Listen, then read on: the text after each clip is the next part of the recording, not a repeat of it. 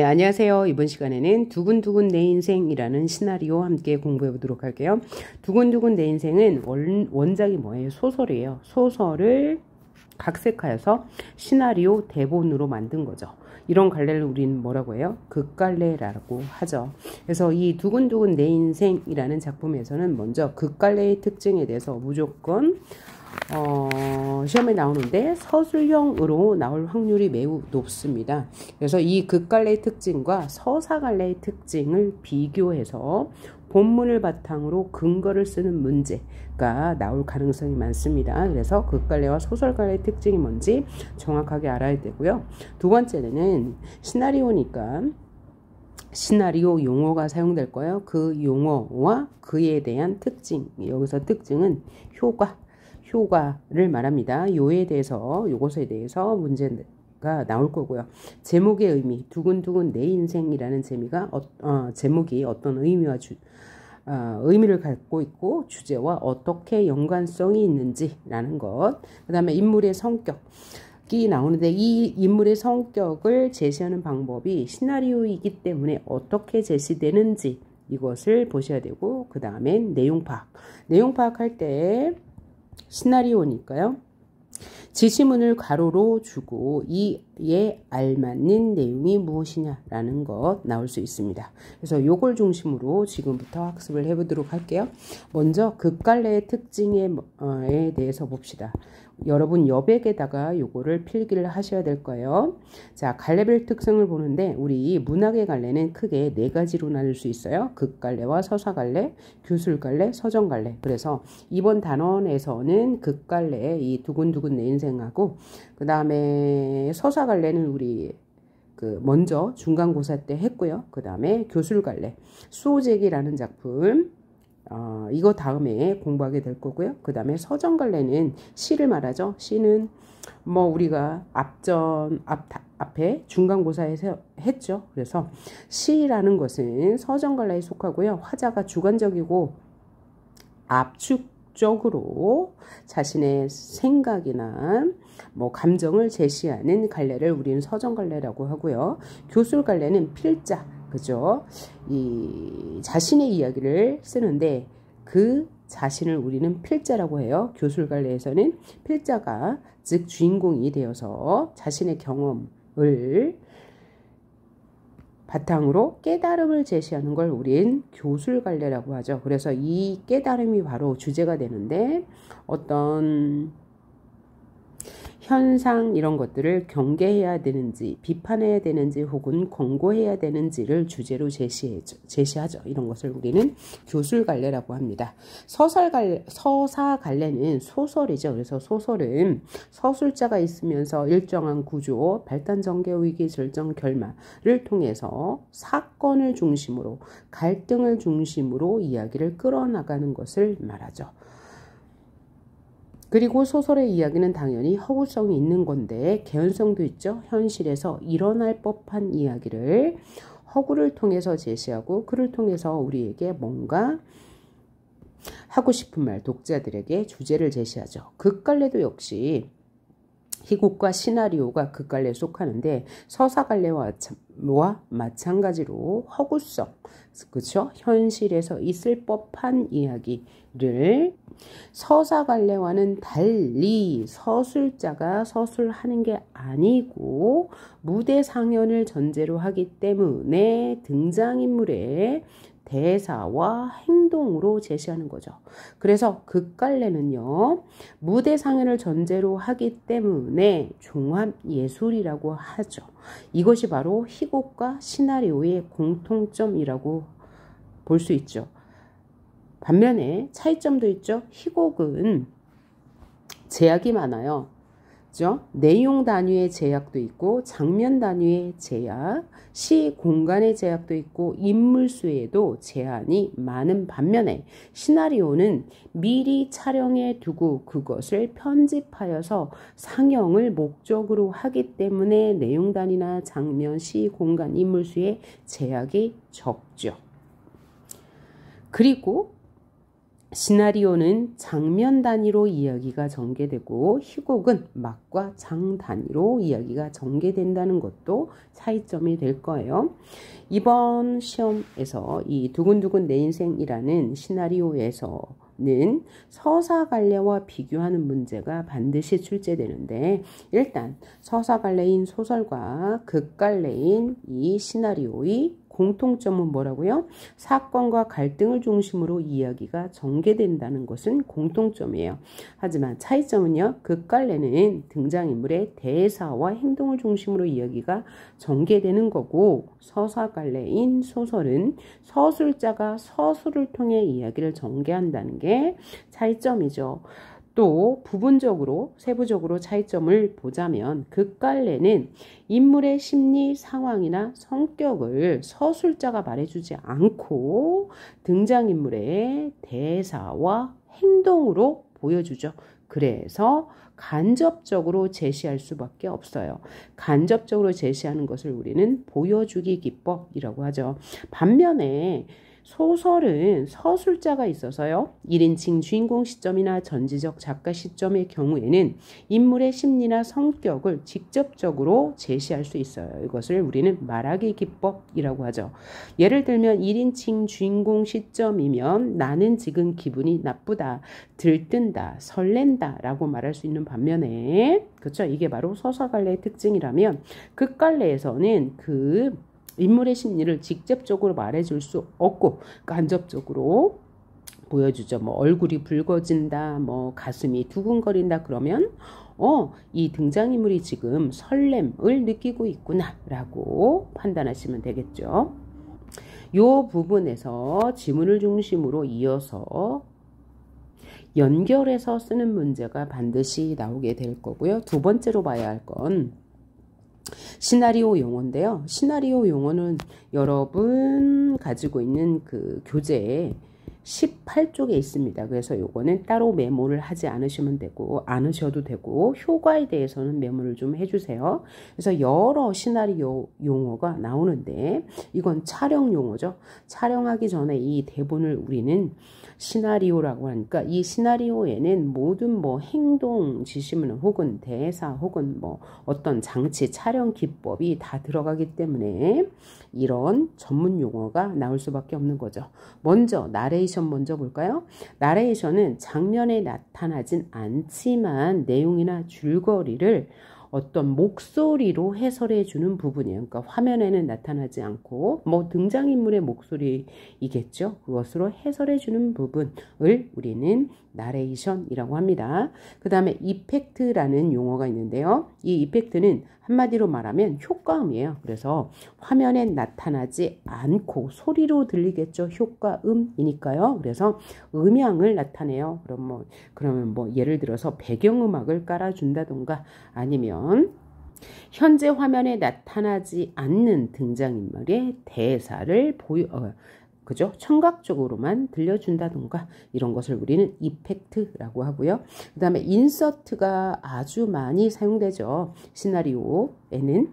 이 인서트는 뭐예요? 장면과 장면 사이에 다른 장면을 끼워 넣는, 삽입하는 방식이에요. 그래서 글자를 삽입할 수도 있고 사진을 삽입할 수도 있고 어떤 화면, 장면, 영상을 삽입할 수도 있습니다. 그래서 이 인서트는요, 다른 공간에 있는 인물의 인물의 상황이나 심리를 제시할 수 있는 효과가 있는 거죠.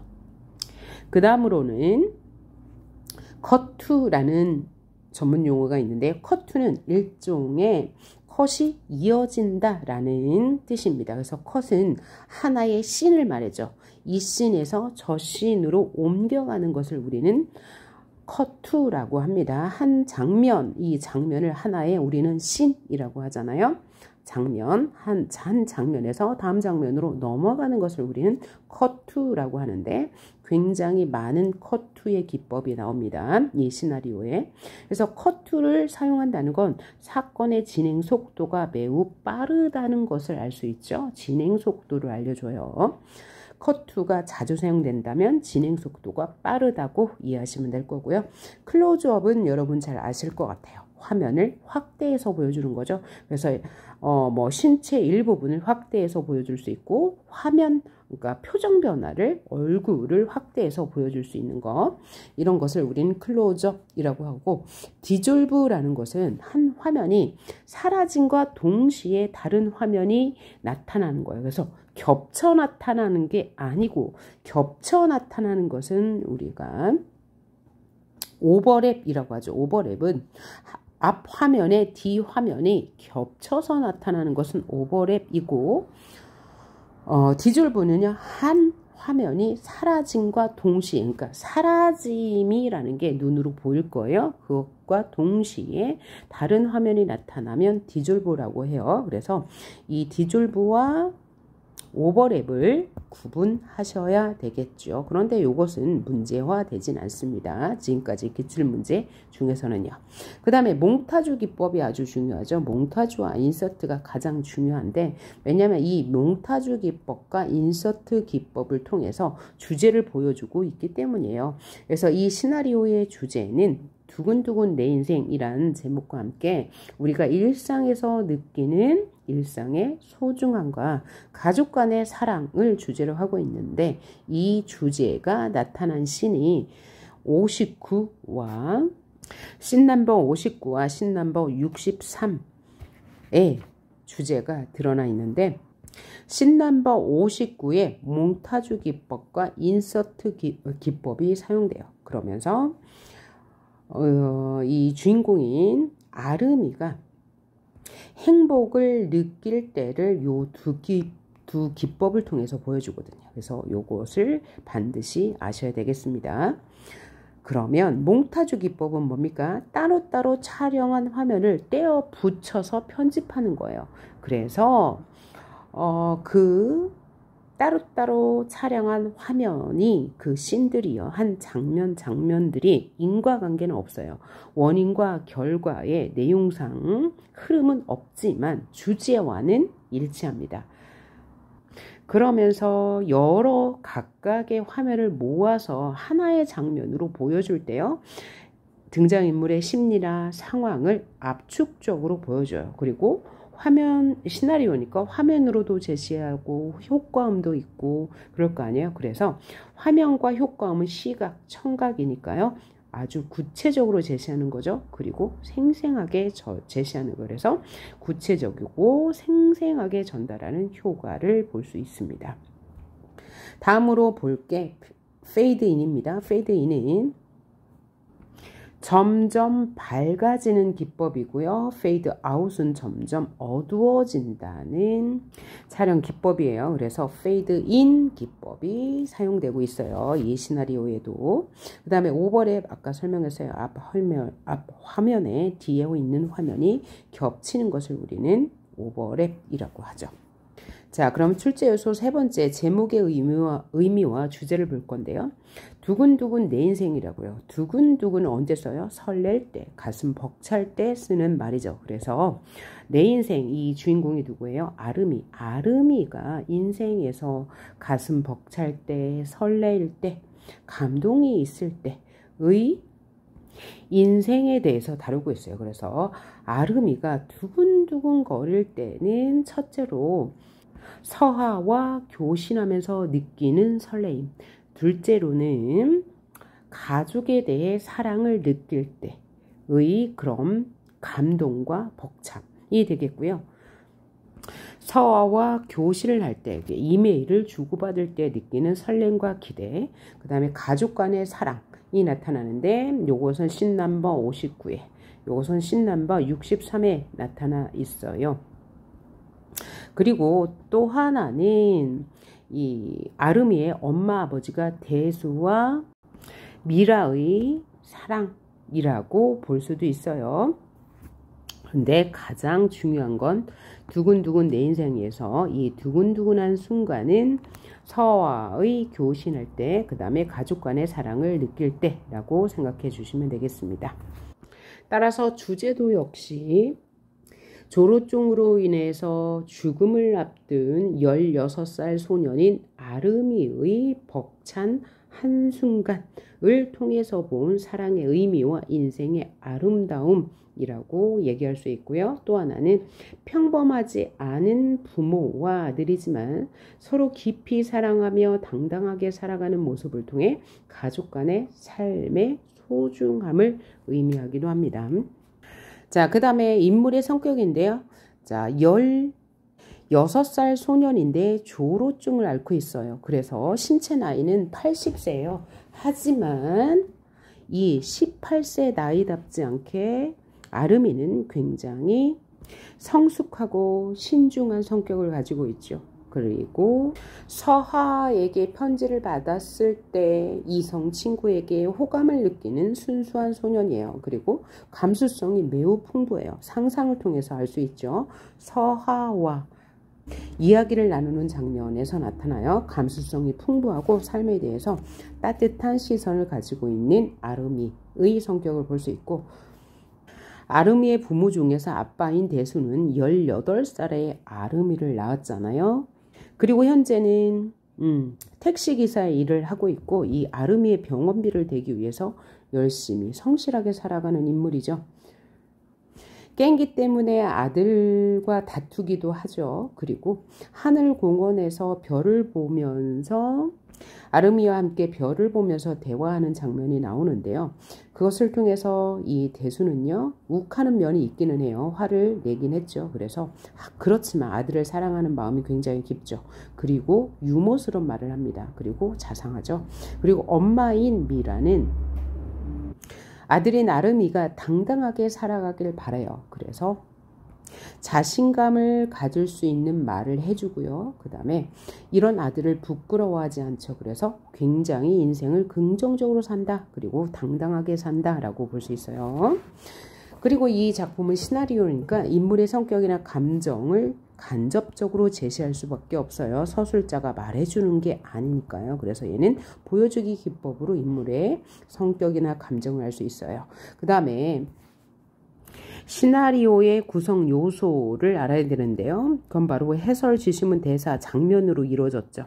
해설은 나레이션으로 어떤 줄거리나 지난 일들을 목소리, 장면은 나타나지 않고 목소리로 해설해 주는 부분이 있죠. 그래서 이 해설 부분은 맨 처음이나 맨 마지막에 나옵니다. 해설은요, 맨 처음이나 맨 마지막에 나오는 특성이 있어요. 맨 처음에 나올 때는 뭐 등장인물을 소개하는 부분이 나올 수가 있겠죠. 맨 마지막에서는 뭐 그 이후로 어떻게 되었다 뭐라고 지문으로 나올 수 있고요. 이 해설과 나레이션은 비슷한 점도 있지만 차이점도 있습니다. 이 나레이션 같은 경우에는 목소리로만 나올 수가 있는 거잖아요. 그렇죠? 그렇기 때문에 나레이션은 완성되었을 때 이 나레이션이 목소리로 나오는 특징이 있고, 이 해설 부분은 영화로 상영될 때는 나오지 않겠죠. 그렇죠? 그래서 나레이션은 영화 상영 시 목소리로 작품 밖에서, 화면 밖에서 나오는 특징이 있고, 해설은 영화로 상영이 되었을 때는 나오지 않는다는 특징이 있습니다. 지시문은 두 개로 나눌 수 있죠. 상황 지시문과 행동 지시문이 있어요. 지시문을 줄여서 지문이라고도 하는데, 상황 지시문은 어떤 배경을 설명해줘요. 뭐 낮인지 밤인지 어떤 장소인지 설명해 주는 거고, 행동 지시문은 대사 옆에 뭐 무뚝뚝한 표정으로 뭐 눈을 감으며 이런 것으로 나오죠. 그래서 대사 옆에 가로를 통해서 나올 수 있는 거고요. 상황 지시문은 장면 맨 앞에 뭐 어떤 상황이었다, 누가 무엇을 쓰고 어디를 지나간다, 병색이 완연하다, 이런 걸 상황 지시문이라고 합니다. 그 다음에 대사는 등장인물이 하는 대화를 대사라고 하고요. 장면은 씬 단위로 이루어졌죠.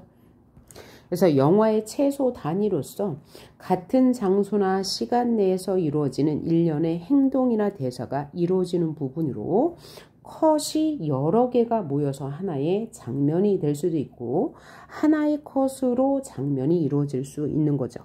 그러면 또 컷은 뭐예요? 이 컷은 카메라가 한 번 촬영한 것, 이것을 컷이라고 해요. 그래서 컷이 여러 개가 모여서 장면이 될 수도 있고 한 개가 하나의 장면이 될 수도 있겠죠. 그럼 시험 문제에서는 대사 앞에 행동 지시문이 무엇이 적절하냐 이런 문제가 나올 수 있죠. 요건 단골 문제죠. 그래서 지금까지 우리가 본 것이 출제 포인트를 살펴봤죠. 이제 지문으로 넘어가서 보도록 하겠습니다. 일단 두근두근 내 인생은 주인공이 누구예요? 아름이. 아름이는 선천적인 조로증을 가지고 태어났어요. 그래서 실제 나이는 16살이죠. 그런데 죽음을 앞두고 있어요. 그리고 그의 부모 대수와 미라는 일찍 결혼했죠. 그래서 17살에 이들이 결혼해서 현재 결혼을 해서 33살이 된 젊은 부모죠. 그래서 부모는 젊고 신체 나이로 보자면 조로증에 걸린 아름이는 오히려 늙었어요. 그래서 이것을 우리는 아이러니한 구조, 뭔가 이치에 맞지 않죠. 그래서 아이러니한 구조를 통해서 이 작품의 주제를 효과적으로 보여주고 있죠. 삶의 가장 찬란한 순간인 청춘을 부모는 경험했고요. 그 다음에 자식은 16살이지만 죽음을 앞두고 있어서 청춘을 꿈꿀 수가 없어요. 이를 통해서 가족의 사랑과 일상의 소중함을 효과적으로 전달하고 있습니다. 이들은요, 하루하루를 소중히 여기면서 씩씩하게 밝게 살아가고 있어요. 사실 조로증에 걸린 아름이의 삶을 다루고 있어서 약간은 무거운 주제라고 할 수 있는데요. 경쾌하고 따뜻한 분위기, 밝은 분위기로 독자에게 감동을 주는 이유는 대수와 미라가 좀 긍정적으로 삶을 살아가고 있기 때문이기도 하고요. 또 하나는 아름이가 서아를 편지로 만나고 교신하면서 상상하는 부분이 굉장히 밝게 그려지거든요. 그래서 우울한 주제이지만 굉장히 경쾌하게 그려가고 있다고 생각할 수 있어요. 자, 대수는요, 택시 운전을 하고 미라는 세탁 공장에 나가서 열심히 일하지만 각종 노인성 질환으로 고통받는 아름이의 치료비를 내기엔 턱없이 부족해요. 그러니까 이들은 가난하죠. 이들은 아름이의 치료비를 마련하려고 아름이의 사연을 소개하는 텔레비전 방송에 출연하게 됩니다. 그러니까 병원비를 마련하기 위해서 텔레비전 방송에 출연한 거죠. 이로 인해서 아름이는 이미 유명인이 되었다고 할 수도 있겠네요. 자, 그러면 장면 내용을 살펴보도록 할게요. 자, 우리가 소설과 같이 읽으시면 되는데 각 단락의 내용을 요약하면 되는 거잖아요. 이 장면, 이 씬에서는 어떤 내용이 보여지는지를 보고 그것과 함께 인물의 성격이 어떻게 제시되고 인물의 성격이 어떤지, 어떤 상황을 보여주는지를 중심으로 파악해 가면 될 것 같아요. 자, 그러면 S샵이 나왔네요. 장면 번호 16, 병원 앞 거리 오후라고 되어 있어요. 모자와 선글라스로 가렸어도 드러나는 아름이의 병색이라고 했는데 병든 사람의 얼굴빛을 우리는 병색이라고 하죠. 그리고 이 앞에서는 시간, 공간적 배경을 제시해주고 있고요. 이 부분은 뭐라고 할 수 있습니까? 상황 지시문이라고 할 수 있겠죠. 사람들이 미라와 아름이를 호기심 어린 눈빛으로 동정 어린 눈길로 희끗댄다. 미라의 눈치를 보며 손을 잡아 끄는 아름이. 하지만 생각에 잠긴 미라는 빨리 걸을 생각이 전혀 없어 보인다. 그러니까 아름이는 주변의 시선을 의식하면서 자신을 부끄러워하고 있어요. 반면에 어머니인 미라는 빨리 걸을 생각이 전혀 없어 보이는 것으로 보아 아들과 달리 부끄러움을 느끼지 않고 당당하게 살아가는 사람임을 알 수 있죠. 그리고 또 하나, 빨리 걸을 생각이 전혀 없고 생각에 잠겨있다. 생각에 잠겨있다는 것은 어떤 생각? 아름이의 병에 대해서 걱정하느냐고 마음이 무거워서 빨리 걷지 않고 생각에 잠겨 있겠네요. 자, 아름이의 대사. 빨리 좀 가. 사람들이 쳐다보잖아. 그랬더니 미라가 대수롭지 않은 듯이 내가 너무 예쁜가 보지 뭐 그랬어요. 그러니까 사람들의 시선을 의식하지 않고 당당하게 살아간다라는 것 알 수 있고, 자, 아름이가 또 손을 잡아 끄는데 따라오지 않자 짜증을 내며 엄마 창피하지 않아? 그러니까 자신을 창피하고 있는 거예요. 그랬더니 미라가 뭐가 창피해? 라고 말하고 있죠. 다음 태어난 미라가 짜증나 손을 놔버리는 아름이, 미라 앞장서가는 아름이의 배낭을 잡아챈다. 여기는 뭐예요? 상황지시문이 되겠네요. 상황지시문. 그 다음 대사. 미라 뭐가 창피한데 뭐가? 라고 말하는 것으로 보아 미라는 아름이를 부끄러워하지 않고 사랑으로 대하고 있다라는 것을 알 수 있네요. 그랬더니 아름이가 뒷덜미 놓으랴 사람들 시선에 모자 눌러쓰랴 정신이 없는 채로 왜 그래 진짜 하면서 짜증을 내고 있네요.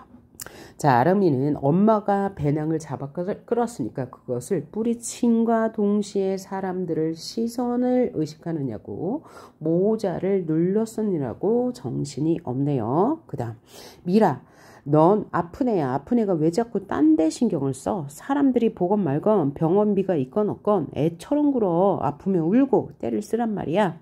를 통해서 그동안 아름이가 애처럼 굴지 않고 아파도 울지 않았고 때를 쓰지도 않았다는 것을 알 수 있네요. 따라서 아름이의 성격은 아이답지 않고 생각이 많으면서도 부모에 대한 배려가 많다는 걸 알 수 있죠. 아파도 울지 않고 잘 참으니까요. 그래서 이 성격을 뭐요? 이 미라의 대사를 통해서 보여주니까 간접 제시한 거죠. 이것이 바로 시나리오의 특징이죠. 그러니까 아름이가 애처럼 안 보이니까 그렇지 라고 말을 하면서 투덜거리고 있어요. 왜 애처럼 안 보여? 조로증을 앓고 있으니까 겉모습은 80대예요. 그죠? 늙어 보이는 외모 때문에 그렇죠. 그랬더니 미라가 선글라스를 벗기면서 연예인도 아니면서 이런 걸 쓰고 다니니까 사람들이 쳐다보잖아. 라고 말하는 것으로 보아 미라의 성격은 뭐예요? 당당하다는 거죠. 그리고 미라는 사람들이 쳐다보는 이유가 선글라스 때문이라고 말하고, 그 다음에 아름이는 사람들이 쳐다보는 이유가 자신의 조로증, 늙어 보이는 모습 때문이라고 생각하는 거죠. 그래서 겉모습에 연연하지 않는 당당한 미라의 성격을 알 수 있어요. 다시 말하면 사람들이 아름이를 쳐다보는 이유는 조로증 때문이 아니고 선글라스 때문이다 라고 말하면서 아들의 병을 대수롭지 않게 여긴다는 것. 자, 다음 봅시다. 가슴이 답답한 미라. 여기는 상황지시문이 되겠네요. 상황지시문. 그런데 가슴이 답답해졌어요. 왜 답답해졌어요? 자신을 부끄러워하는 아름이가 안타까웠고 속상하겠죠. 그랬더니 괜한 말을 꺼내서 오도 가도 못하는 아름이는 땅만 발로 찬다라고 했어요. 그러면 여기서 괜한 말은 사람들이 보니까 빨리빨리 걷자는 말이었죠. 그래서 오도 가도 못하는 아름이는 왜 그래요? 엄마가 지금 한숨을 쉬면서 가지 않고 있으니까 오도 가도 못하고 있는 거고요. 땅만 발로 차는 아름이의 심리는 뭐예요? 어머니에게 걱정을 하게 만든 거죠. 어머니라고 하니까 좀 어색하긴 한데요. 미라가 걱정하니까 왠지 미안한 마음이 든 거예요. 그리고 그런 말을 한 것이 후회스러운 거죠. 그래서 여기도 역시 아름이의 심리를 뭐 해주고 있어요? 간접적으로 제시해주고 있다. 보여주기 기법으로 아름이의 심리를 제시해주고 있죠. 그 다음 미라가 아름아 우리 이 길 몇 년 다녔어 라고 이제 어떤 말이 오갈 것 같아요. 미라는 지금 자신을 부끄러워하는 아름이 때문에 속상했잖아요. 그러니까 무슨 말을 하고 싶어 하고 싶을까요? 바로 아름이가 자신을 부끄러워하지 않고 좀 당당하게 살아가기를 바라는 마음으로 뭔가 대사를 할 것 같아요. 아름아, 우리 이 길 몇 년 다녔어? 그랬더니 13년.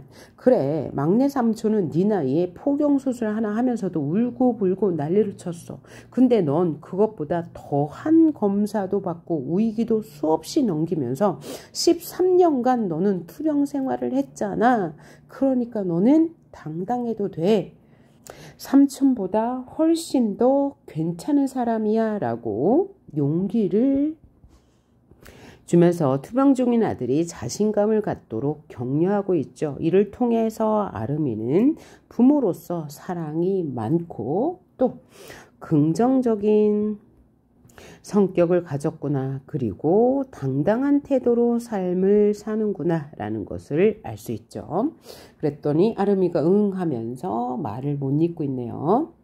미라가 그거 아무나 할 수 없는 거다. 너 정말 대단한 일을 하고 있는 거야. 그러니까 당당하게 보란듯이 걸어도 돼. 너는 정말 괜찮은 사람이야 라고 말하고 있는 거죠. 알았지? 아름이가 그랬더니 응 하고 자신감을 얻는 모습이죠. 미라가 가자 라고 하고 있어요. 아름이의 손을 잡는 미라. 사람들의 시선쯤은 아랑곳하지 않고 당당하게 걷는 미라의 성격을 알 수 있네요. 그 다음 장면이 바뀌었네요. 샵 넘버 17 아름이의 방이에요. 낮부터 해질녘까지. 자, 아빠의 과거를 생각하며 글을 쓰던 아름이, 그러니까 이 아름이는 글을 자주 썼나 봐요. 갑자기 얼굴이 일그러진다. 밀려오는 심장의 통증. 얼굴이 일그러진 이유는 아팠기 때문이네요. 대수가 눈치챌까봐, 대수가 아빠잖아요. 아빠가 눈치챌까봐 힘겹게 걸어가 방문을 닫고는 약통에서 진통제를 꺼내 먹고 진정하려 한다. 식은땀이 흐르고 그렇게 괴로워하다가 약에 취해 구부린 채 까무룩 잠이 드는 아름이. 자, 자신이 아파하는 모습을 부모에게 보여주고 싶지 않은 아름이의 사려 깊은 성격, 참을성이 많다는 것, 어른스럽다는 것을 알 수 있네요. 그리고 이제 서술자가 없으니 모든 것을 보여주기 식으로, 즉 간접 제시한다는 것도 알 수 있죠. 만약에 소설이라면 갑자기 얼굴이 일그러진다라는 장면 제시를 다른 말로 행동으로 제시하는 것을, 간접 제시하는 것을 보여주기로 보여주는 것을, 만약에 얘가 소설이라면 어떻게 얘기할까요? 소설이라면 아파하며 라고 직접적으로 제시해 줄 수 있겠죠. 요게 바로 갈래별 특징. 요거 하나 살펴보고요. 다음 장면으로 넘어갈게요. 컷투라고 했는데, 컷투라는 용어는 한 장면에서 다음 장면으로 넘어간다는 뜻이죠. 그리고 시간의 경과라고 했네요. 그래서 이 컷투는 시간의 경과를 보여줄 수 있다는 것 확인했어요. 바닥에 엎드린 채 잠든 아름이의 주름진 손가락이 보인다. 자, 어느새 불그스레한 희미해진 햇살이 작은 창으로 길게 스며들고 있다라고 했으니까 이 시간적 배경은 초저녁쯤 될 거예요. 그래서 이렇게 보여줄 수밖에 없는 거죠. 장면으로 시나리오니까요. 자, 이 주름진 손가락은 왜 주름이 졌을까요? 조로증 때문이죠. 조로증으로 일찍 늙어버렸기 때문에 라고 생각하면 되고요. 그때 띵 하는 효과음 나와야 되겠네요. 효과음 이펙트라고 하죠. 전자우편 수신을 알리는 소리가 들린다. 잠에서 깨는 아름이. 접속해보면 편지함에 편지 한 통이 와 있다. 자, 이 편지 한 통은 새로운 사건이 전개될 것임을 암시해주는 소재네요. 보낸 사람은 이서하, 제목은 아름에게 라는 편지네요. 아름이 고개를 갸웃거리며, 왜요? 처음 보는 이름이니까요. 편지를 열어보면 편지 내용이 화면에 채워진다. 자, 이 편지의 내용은 화면에 보여줄 수 있겠죠. 그런데 화면의 내용을 우리 관객들에게 보여줄 수 없으니까 이 편지의 내용을 서하가 말하는 것처럼 제시할 수 있겠죠. 그러니까 이 서의 목소리는 환청이 들리는 것으로 설정할 수 있다. 그러면 맞는 말이 될 거예요. 그럼 편지 내용 한번 보겠습니다. 안녕, 나는 이서라고 해. 16살이고 너랑 같은 나이야.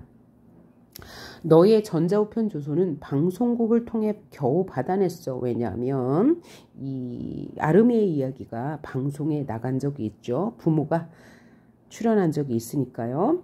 아마 나도 아픈 아이란 걸 알고 알려준 것 같아. 방송을 본 후 너와 친구가 될 수 있을 것 같다는 생각이 들었어. 물론 아름이 너만큼은 아니겠지만 1분이 영원처럼 느껴지는 시간에 대해 나도 조금은 알고 있거든. 행운을 빌어 라고 했는데요. 이 편지의 내용 다음에 아름이가 이서화라고 대사를 하고요. 그 다음에 두근두근 갑자기 가슴이 뛰고 목이 바짝바짝 타면서 온몸에 열기가 느껴지는 아름이라고 했는데요. 자, 여기는 지금 상황지시문이잖아요. 이 상황지시문은 어떤 상황을 지금 보여주고 있는 거예요?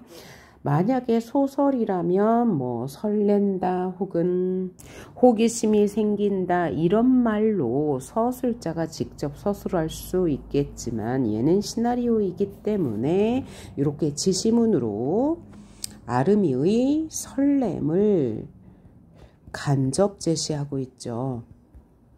만약에 이것이 원작이 소설이었으니까요. 소설이었다면 이 주인공 1인칭 주인공 시점으로 하였다면요. 1인칭 주인공 시점이라면 서술자인 나가 자신의 심리를 자세하게 서술할 수 있을 거고요. 또 하나는 비유 등의 다양한 표현법도 사용할 수 있는 게 바로 소설일 거예요.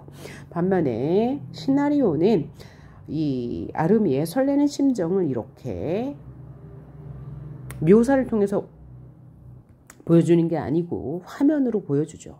화면으로 어떻게 해요? 시각적으로요. 이렇게 화면으로 시각을 통해서 보여주니까 생동감은 느낄 수 있을 거예요. 자, 그래서 지금 이 시나리오와 소설의 특징 이 부분에서 항상 나옵니다. 뒷부분에 보면 학습 활동에 원작 소설과 이 시나리오를 비교해 보라는 활동이 있거든요. 그러니까 요거 꼭 알아두시고 그 다음 이제 내용으로 갑시다. 지금 이 편지 내용은 화면으로 편지 한번 보여주고요.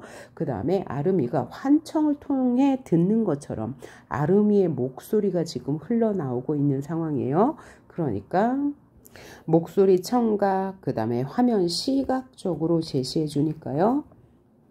편지를 시각적으로 직접 제시해 주니까요. 구체적이고 감각적으로 제시할 수 있다. 또 생동감 있게 제시할 수 있다. 라는 효과가 있는 거예요. 자, 이제 진짜 내용으로 들어가 봐요. 나는 이서하라고 해. 16살. 너랑 같은 나이야. 그러면 같은 나이니까 동질감을 느낄 수 있고 그 다음에 아픈 아이라는 걸 나도 아픈 아이라는 걸 알고 이메일 주소를 알려줬나 봐. 그러니까 역시 아픈 아이라는 것을 통해서 동질감을 느낄 수 있을 거예요. 그러면서 이서하라는 것을 통해 여자임을 알 수 있죠. 그래서 16살인 아름이는 좀 설레는 기분을 느낄 수 있겠죠. 그리고 또 하나는 뭐냐면 이렇게 적었네요. 1분이 영원처럼 느껴지는 시간에 대해 나도 알고 있어. 이건 뭐죠? 나도 알고 있어. 동병상련이죠. 아픔을 서로 아니까 서로를 가엽게 여길 수 있다는 동병상련이란 말 쓸 수 있고요. 1분이 영원처럼 느끼는 시간은 뭐야? 질병으로 인해 고통받는 시간으로 이해하시면 될 것 같고요. 밑에 보니까 상황 제시문 두근두근 여기 이게 바로 두근두근 내 인생에서의 두근두근이죠. 갑자기 가슴이 뛰었다. 설렜다. 설렘. 왜요? 같은 또래의 여자이기 때문이에요. 만약에 남자이라면 설레지 않을 수 있죠. 이것을 만약에 소설이라면 솔직하게 자신의 심정을 말했을 건데 이렇게 지시문에서는 처리했네요. 두근두근 가슴이 뜬다. 설렌다. 왜냐하면 이 아이도 나와 같이 아픔 그죠? 질병으로 인해 아파하고 있고 또 나이도 같으니까요. 그러면서 목이 바짝바짝 타면서 온몸에 열기가 느껴졌다. 이것을 한마디로 말하면 설렜다 라고 표현할 수 있어요. 이런 설렘을 화면에 얼굴을 보여줌으로써, 즉 시각적으로 제시해 줌으로써, 즉 구체화하여 보여줌으로써 인물의 심리를, 설레는 심리를 간접 제시함으로써 이야기를 전개해가고 있는데요. 그럼 서화가 보낸 이 편지의 의미는 무엇인지 편지 한 통 한 번 더 정리해 보도록 하죠. 자, 먼저 이 편지는요, 일상적 생활의 변화를 암시할 수 있죠. 혹은 이야기의 흐름에 변화가 있을 것이라 라는 암시를 줄 수 있고요. 독자는 이 이야기에 흥미를 가질 거니까 독자의 흥미를 유발하는 효과가 있을 거고요. 새로운 사건 전개의 계기가 될 수 있을 거예요. 자, 여기까지 파일 1 마치고요. 다음 파일에서 샵 넘버 18 이어가도록 하겠습니다. 다음 파일에서 볼게요.